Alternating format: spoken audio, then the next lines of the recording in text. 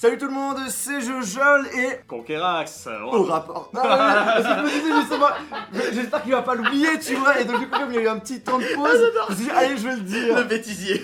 Concurax qui est tout simplement Axel, avec qui on avait fait une vidéo il y a 2 ans. Août 2017, mec. Ça date. Ça date, le gros changement parce que il était dans mon ancien studio à Lyon, dans mon tout petit truc, tu vois. Là, on voit que ça a un peu changé. C'est magnifique, hein, franchement, ce que tu as fait là, l'aménagement, c'est incroyable. On était vraiment dans un petit, voilà, tout petit studio, et là, on est sur un autre niveau. Ah bah ça me fait plaisir que tu trouves ça vachement cool. Axel, bah du coup, vas-y, présente-toi pour ceux qui te connaissent pas. Eh ben écoutez, en fait, Conquerax au rapport, j'ai une chaîne YouTube qui est basée vraiment sur les chroniques jeux vidéo, la collection de jeux vidéo en règle générale, et donc également je parle des secrets de développement dans le JV, sur les consoles de jeux, donc c'est assez général, mais en tout cas on essaie de faire toujours ça avec des enquêtes jeux vidéo, des formats chroniques, dossiers. Voilà. Si vous êtes passionné de jeux vidéo ou soit si vous êtes curieux, je vous invite à checker dans la description, il y aura sa chaîne YouTube. Merci à vous. La première vidéo qu'on a faite ensemble, c'était donc du coup sur un téléphone portable qui a fait un flop monumental et qui permettait de jouer au jeu avec un système de cartouches. C'est ça exactement, ouais. Et là, tu m'as proposé de présenter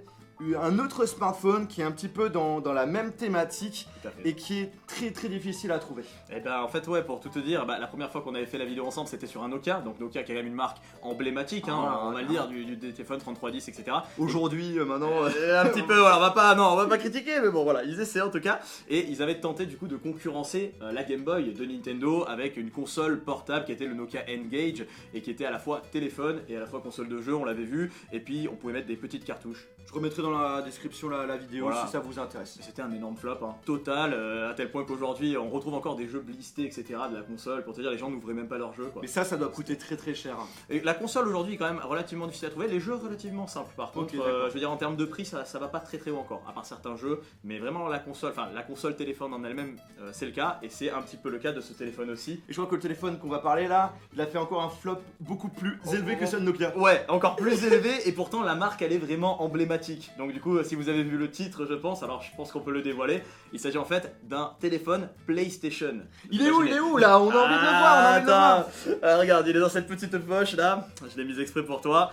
Et alors là, regardez ce que vous avez ici. Alors on dirait pas, hein. Tu vas me dire là, quand on le voit comme ça, franchement, c'est pas ouf. Alors son nom de code, c'est le Xperia Play, que Sony a lancé. Et alors, il a une petite particularité, en fait, il cache un très grand secret, vous allez le voir. Attention, boum! Oh là là là! En vrai, à cette époque, c'était vachement cool. Parce que c'est vrai que la majorité du temps, on était sur tes téléphones avec un écran tactile. Parce que du coup, là, c'est un écran tactile. Exactement. Tu pouvais envoyer tes SMS, t'avais ton clavier virtuel, t'avais pas forcément de joystick ou de boutons physiques. Mais par contre, t'avais quand même des téléphones clapés qui existaient. Mais celui-ci, là, c'est pas pour afficher les boutons classiques 1, 2, 3, 4, A, B, C, D. Non, c'est pour vraiment jouer quoi. Donc là, du coup, on a les boutons pour se déplacer. Voilà, c'est le D-pad, le pad digital. Donc tu as en fait carrément là, les flèches du haut, côté, bas, etc. qu'on retrouve en fait dans une manette PlayStation classique. Quand tu l'ouvres, tout de suite, tu t'y vois. C'est-à-dire, tu as les boutons carré, croix, rond, triangle, emblématique de chez Sony. T'as même un petit logo, regarde, sous ton pouce, qui vraiment représente ça. Donc là, on est vraiment, quand on l'ouvre, et c'est la petite surprise, sur un téléphone PlayStation. Il faut savoir que ça sort en 2011, le 1er avril 2011, et ce n'est pas un poisson d'avril. Peut-être que les clients, ils se sont dit,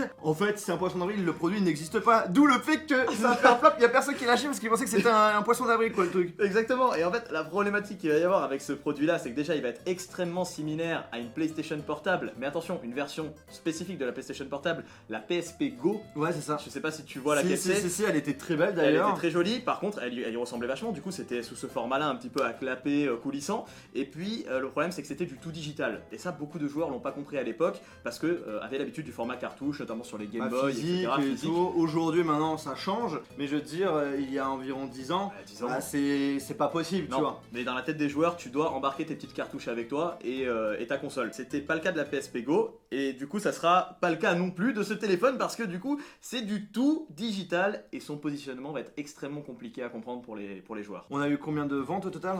Alors, on connaît pas les chiffres de vente officiels parce que Sony a eu un petit peu honte, hein, on va pas se mentir. Par contre, on sait que dans les premières semaines de démarrage, il y a eu très peu de ventes. En fait, il faut savoir que l'objectif c'était de pouvoir proposer des jeux PS1 directement sur le téléphone, téléchargeables, et des jeux PSP. PSP directement sur le téléphone. Voilà aussi, et on était sous un Android. En fait, on est sur un téléphone Android. Donc le positionnement fonctionnement est assez complexe et apparemment dans les premières semaines de vente, il y avait entre 50 et 1000 jeux PS1 par jeu PS1 qui se vendaient 50 et 1000. C'est absolument rien. C'est minable. Ah ouais, non, mais c'est rien du non, tout. mais vraiment, c'est nul. Ah ouais. Donc du coup, le téléphone était sous Android. T'avais le Play Store, donc vous pouvez télécharger toutes les applications qui étaient sur le Play Store. Et donc du coup, on avait la possibilité, normalement, de pouvoir jouer à des jeux de PS1, PS1, PSP, et voilà, c'était l'objectif de Sony, c'était de proposer ce 3 en 1. Un store Android, un store entre guillemets PSP et PS1, et ça, bah voilà, ça a été très mal perçu. Forcément, ne sachant pas se positionner, n'ayant pas de cartouche, donc proposant pas de jeux physiques, c'est vraiment l'aspect téléphone, on va dire, qui a sauvé, entre guillemets, celui-ci. Je dis bien sauvé parce que, bon, il est difficile de le retrouver aujourd'hui.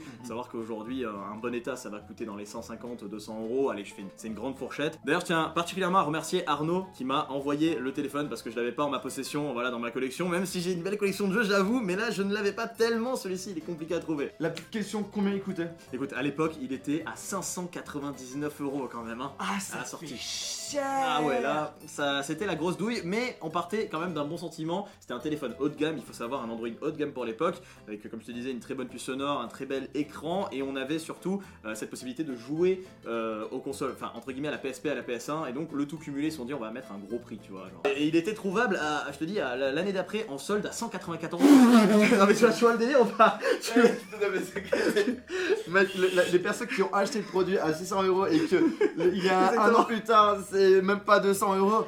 C'est ça. C'est abusé. T'as déjà fait du ski de fond? Eh ben c'est la même genre. Ah non mais là c'est c'est une chute vertigineuse. Voilà, c'est ça. Alors du coup moi ce que je te propose c'est de regarder un petit peu comment c'est. Vas-y, hein, je sais que t'étais curieux. Ouais, parce que c'est la première fois que je l'ai en main, donc là on a le petit icône. C'est la première fois que t'as ce téléphone en main, je ne te crois pas. Ce n'est pas possible. C'est dingue. Ah ouais mais ça c'est un vieil OS sous Android. Hein. Ouais, ça n'a pas été mis à jour depuis un moment, mais tant que ça fonctionne, franchement c'est la base. Ouais, là tu vois, bon, on a vraiment voilà, les vieux menus Android classiques qu'on peut les retrouver. Icônes et tout. C'est ça. Flash Player. Ah là. Tu vas avoir un onglet en fait, si tu tournes un petit peu ici par exemple. Regarde, il y a Nintendo 64 OID. Je pense qu'il a installé des émulateurs. Ouais, ça, alors justement, on va en parler, mais ça, on va revenir dessus, je pense, parce que ça va être super intéressant. Mais d'abord, le premier truc qu'il faut que je te montre, c'est les jeux principaux, parce que quand même, c'est là, ici, tu as l'espèce de Xperia voilà, Play. l'Xperia Play. Et qui marche encore. Qui marche encore, ouais, effectivement. Donc, pour peu que tu aies une carte SD, alors c'est assez énorme, eh bien, tu vas pouvoir. Alors, essaye avec les Sims 3. Mais attends. Là, aujourd'hui, je pense que les stores sont fermés, mais en tout cas, il y a des mises à jour, et ça, c'est assez impressionnant, parce que regarde, on avait fait celle de FIFA 10 pour tester. Mais regarde, vas-y, teste celle des Sims 3, par exemple, si tu cliques dessus. Pour peu qu'on ait une carte SD, normalement, encore aujourd'hui, et ça c'est impressionnant, tu peux la télécharger et tu peux jouer. Le jeu il fait 50 mégas. Voilà, et là ça remonte à c'est pas beaucoup.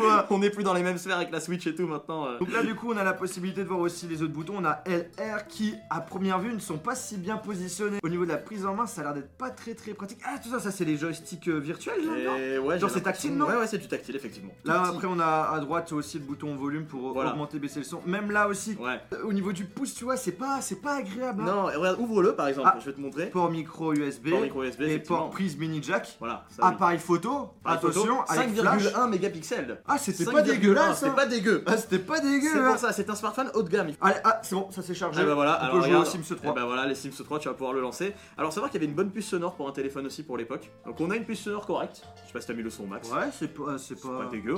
Regarde. Tu sais quoi? Je vais essayer de créer ton Sims. Ah ouais, tu veux créer mon Sims? Bah ouais, vas-y. Mec, mais t'es ouf. Je te fais une. Selon moi, comment tu seras plus tard. Oh, merde. Comment tu te trouves? Oh là là.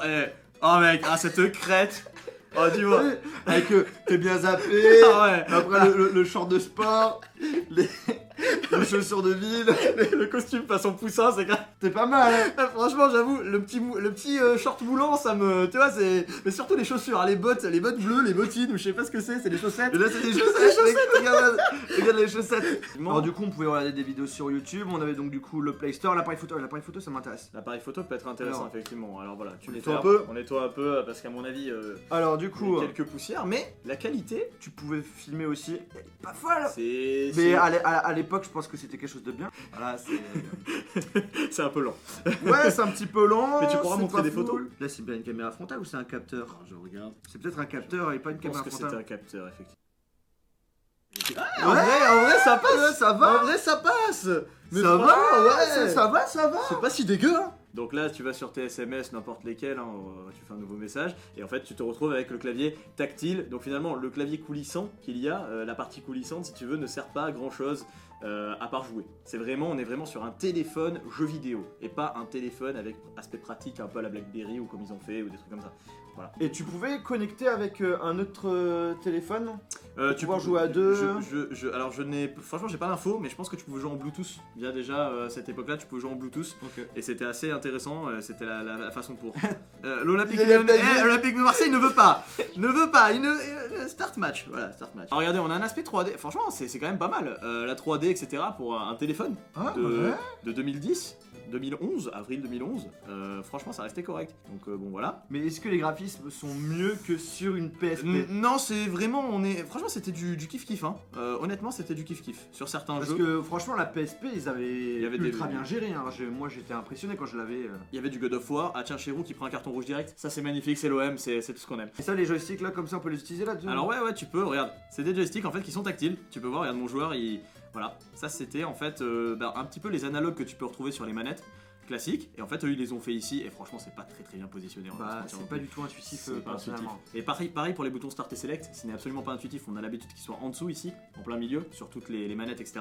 Et là ils sont en bas des boutons, donc je trouve que l'intention était très bonne, la réalisation un peu moins en termes d'ergonomie. Pour les petites caractéristiques, on a du coup un écran 4 pouces avec quoi comme définition? On a 854 par 480 pixels. Ouais, 16 millions de couleurs. Écran multitouch, d'accord. Capacitif, magnifique. Et puis on était sous Android 2.3 à la base avec Gingerbread, donc ça date.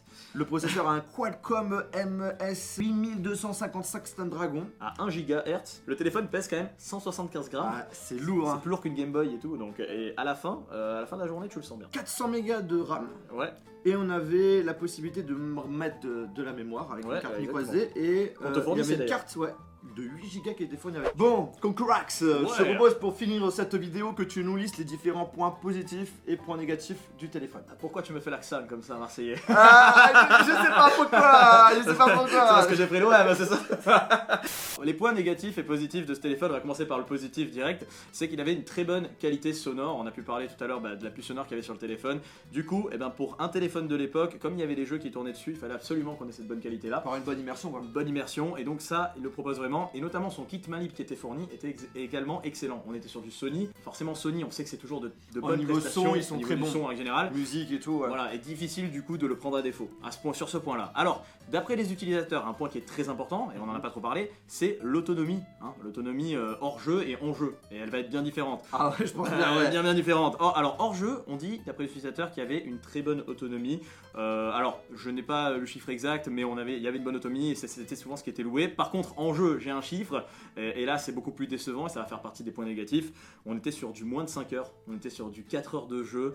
Ça peut vous paraître peut-être normal avec la Switch aujourd'hui. Ouais, c'est vrai. Moi, en vrai, ça me choque pas tant que ça. Non, ça me choque pas tant que ça parce que, par exemple, tu vois, un téléphone aujourd'hui qui propose une autonomie avec écran allumé à fond, avec une utilisation normale, tu vois, qui tient entre 5 et 6 heures, on est sur une autonomie qui reste moyenne, tu vois. Donc en soi, je trouve ça pas si dégueu. Ouais, alors après le problème c'est que c'était souvent mis en comparaison avec une PSP ou une Game Boy. Ah ouais, bah là c'est pas la même chose. Et là on partait sur quelque chose qui était totalement différent. C'est pas la même taille, la batterie est pas la même, c'est différent, ouais. Alors un autre point, positif et négatif à la fois, et c'est pareil, c'était un peu le paradoxe de ce téléphone, c'est que évidemment, on a ce qu'on voit ici, alors hop là, voilà, cette manette qui est intégrée, forcément c'est beaucoup plus ergonomique que de jouer sur du tactile directement, ce que proposaient ces téléphones-là à l'époque. Mais la problématique, alors bon, les boutons croix, carré, etc., ça c'est génial, vraiment franchement on a tout de suite appris en main. Par contre, on l'a dit tout à l'heure, c'est vraiment ces gâchettes. Voilà, cette ergonomie est particulière, ces gâchettes, le bouton du son et même les pads un peu tactiles ici. Plusieurs heures avec, en vrai, même... Tu dois te faire mal aux mains, aux doigts, c'est pas top. Et alors, l'énorme point faible, on parlait du dématérialisé justement, et c'est là qu'on n'a pas compris, et beaucoup d'utilisateurs non plus, c'est que tu ne pouvais absolument pas récupérer tes jeux de tes comptes PSP que tu avais déjà. et les c'est transférer nul. sur ce compte. T'es obligé de racheter. Tu es obligé de racheter. Ah ouais, T'étais mais obligé non, de c'est racheter. nul. C'est complètement naze. Tu es obligé, tu as payé 40 balles Mais pour c'est le jeu. pour ça que ça fait un flop. Exactement, et tu ne pouvais pas te reconnecter sur ton compte, et ça c'était le plus gros défaut pour beaucoup de joueurs. Tu étais obligé de retélécharger les jeux via le store qui avait. En plus, des voilà. jeux, ça coûte super cher. Ah, c'est pas donné. Ça doit tourner autour des 40, 50, 60 euros même. On a peut-être envie de conserver sa sauvegarde.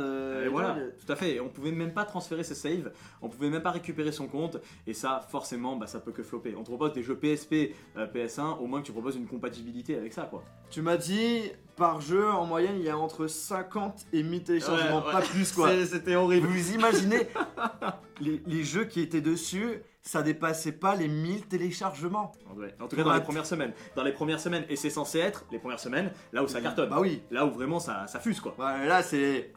Du coup, c'était un véritable flop parce que un an après, on a déjà le produit qui est en solde. Et alors, il y a quand même eu une édition particulière, collector, qui est vraiment introuvable aujourd'hui. Déjà que celui-ci, Il est chaud. C'est une édition Minecraft qui est sortie du téléphone. Une Sérieux édition collector. Ouais. Je peux voir la photo Ouais, bien sûr, elle est vraiment introuvable, un truc de fou. Voilà, on a cette édition Minecraft Putain, que tu peux voir ici. stylé. Il est vraiment stylé. Il est super stylé. C'est ça le pire. Eh bien, on arrive à la fin de cette vidéo. J'espère vraiment que ça vous a plu. Si c'est le cas, je vous invite comme d'habitude à lâcher un très gros pouce bleu. N'hésitez pas à nous dire en commentaire qu'est-ce que vous en avez pensé de ce smartphone qui certes est quand même une petite révolution, mais derrière ils ont pas très bien réfléchi avant de la sortir. C'est ça. Et donc du coup ça fait un flop. Merci à toi. Merci beaucoup. Concorax. Ouais, merci beaucoup, ça me fait plaisir. Hein. D'être L'ancien lyonnais, nouveau lyonnais, je sais pas. Je reviens, tu reviens. Le mec, alors, je pars de Lyon, lui il vient à Lyon. Je retourne sur Lyon, il part de Lyon. Tu sais ce qu'on dit, hein. Suis-moi, je te fuis, fuis-moi, je te suis. Le proverbe. Du coup, quand je viens, si j'habite à Marseille, du coup. Non, mec, tu viens chez moi, tu viens quand tu veux, t'es chez toi, t'as ta chambre, y'a la collection, la totale. Si vous voulez jeter un coup d'œil sur sa chaîne YouTube, il suffit d'aller dans la description. Et sur ce, on se retrouve dans une prochaine vidéo. Salut! Ciao, ciao.